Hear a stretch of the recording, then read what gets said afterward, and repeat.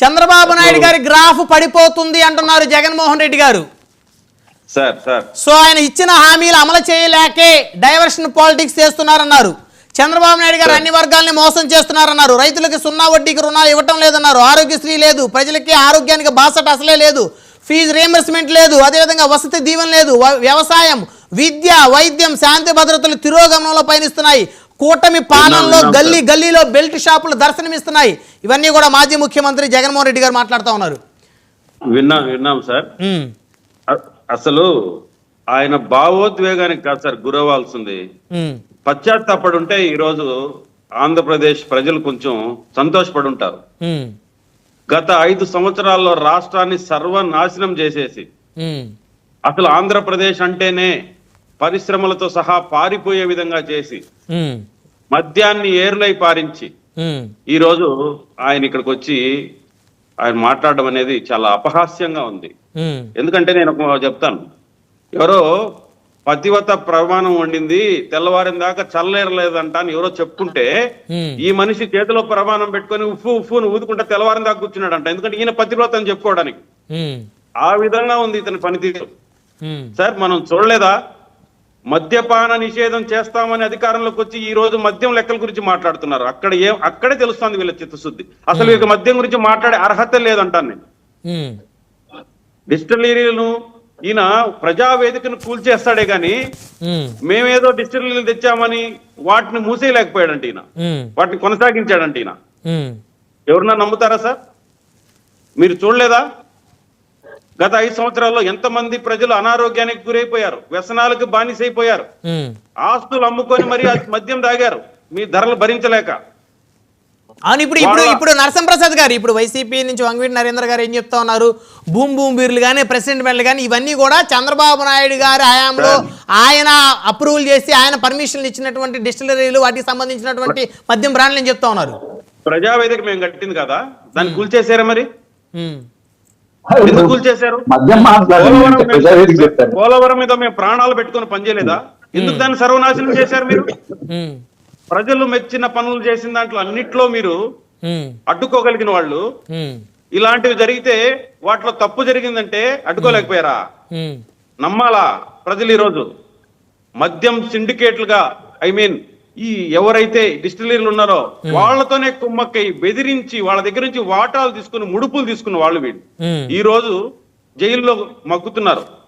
ఇంకా పెద్ద తలలు లోపలికి వెళ్తాయని తెలిసి ఇప్పుడు బొంకడానికి వచ్చారు వీళ్ళు. ఇంకా పెద్ద తలలు అంటే ఎవరు సార్? ఇంకా సార్ ఖచ్చితంగా దీంట్లో ఎవరైతే పాలు పంచుకున్నారో ఆ పాపపు సొమ్ము ఎవరైతే ప్రజల ధనాన్ని ప్రజల ప్రాణానికి హానికరంగా చేసే విధంగా తీసుకున్నారో వాళ్ళందరూ కటకటాలకు పోవాల్సిందే. వాళ్ళకు తెలుసు ఎవరనేది. తొందరలోనే చట్టం తన పని తను చేస్తుంది. దర్యాప్తు సంస్థలు నిగ్గు తెలుస్తాయి, బయటకు వస్తారు. ఇకపోతే అప్పుల గురించి మాట్లాడాడు. ఇంకా నైతిక హక్కు ఉందా సార్? ఈ రాష్ట్రాలకు వేల లక్షల కోట్లు అప్పులు చేసేసి అదే విధంగా ఈయన పెట్టిన నవరత్నాలనే మోసపు పథకాలకి బకాయిలు పెట్టిపోయిన మనిషి, అమ్మఒడి అందరికీ అని చెప్పి ఒకరికిచ్చి మోసగించిన వ్యక్తి ఈ రోజు మాట్లాడతాడు. ఫీజు రియంబర్స్మెంట్లకి వీళ్ళు చేసిన అప్పులు ఇప్పుడు మేము తండ్రి గారు పెట్టిన ఆరోగ్యశ్రీని సర్వనాశనం చేసిన వ్యక్తి ఎవరన్నా ఉన్నారంటే జగన్మోహన్ రెడ్డి గారు. కాదు, ఇప్పుడు మీ ప్రభుత్వంలో ఆరోగ్యశ్రీ లేదు, ప్రజల ఆరోగ్యానికి బాసట్లేదని ఆయన అన్నారు కదా అని ఆయన అనుకుంటాడు సార్. అలా అయితే బాగుండని ఆయన అనుకుంటున్నాడు. ఎందుకంటే ఆయన ఏవైతే మాట్లాడాడో అవన్నీ జరిగితే మళ్ళా ప్రజలు ఈయనకు అధికారం ఇస్తారనుకుంటున్నారు. కానీ ప్రజలు నీ మొహం చూసేదని కూడా సిద్ధంగా లేరు ఈ రోజు. ఎందుకంటే కూనీలతో పరిపాలన సాగించిన చరిత్ర మీది, దాడులు దౌర్జన్యాలతో పరిపాలన సాగించిన చరిత్ర మీది. ప్రజలకు మీరు చేసిన గాయాలు ఇంకా బాధిస్తూనే ఉన్నాయి. అవన్నీ మర్చిపోయి చంద్రబాబు ఆయన దొంగల ముఠ డైవర్షన్ పాలిటిక్స్ చేస్తున్నారు జగన్మోహన్ రెడ్డి గారు. దొంగల ముఠ అంటే ఏంటి, ఎవరిని అనుకోవాలి సార్? దొంగల ముఠ అంటే ఆయన అనుచరులు గతంలో ఎన్ని నేరాలు చేశారో, ఎన్ని ఆర్థిక నేరాలకు పాల్పడి ఆ ముద్ర వేసుకున్నారో తెలుసు సార్. అంటే అది వాళ్ళకి వర్తిస్తుందా ఆయన అన్నమాట మీరు అనేది? సార్ అంతే కదా. ఇప్పుడు మేమేదో ఆయన ఆత్మ సాయిరెడ్డి గారిని మేమేదో కొనుక్కున్నామని చెప్తున్నారు. అంత అవసరం ఉందా సార్?